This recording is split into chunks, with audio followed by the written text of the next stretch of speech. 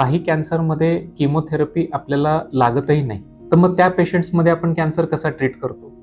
तर त्या पेशंटमध्ये कॅन्सरच्या उपचारासाठी टार्गेटेड थेरपी म्हणा किंवा इम्युनोथेरपी म्हणा नावाचे उपचार आपल्याला उपलब्ध झालेले आहेत. आता टार्गेटेड थेरपी म्हणजे काय असतं?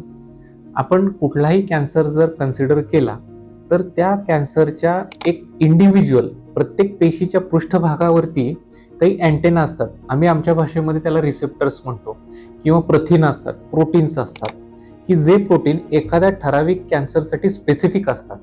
आणि ते प्रोटीन जर आपण औषधाच्या माध्यमानं जर टार्गेट केले तर आपण त्या कॅन्सरवरती अतिशय चांगल्या प्रकारे उपचार करू शकतो. तर त्याला टार्गेटेड थेरपी म्हणतात.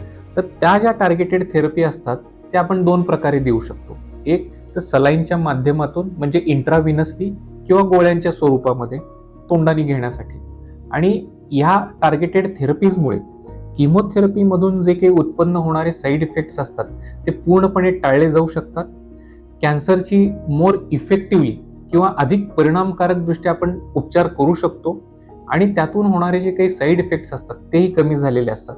याला आपण म्हणू इंडिव्हिज्युअलाइज मेडिसिन किंवा पर्सनलाइज मेडिसिन.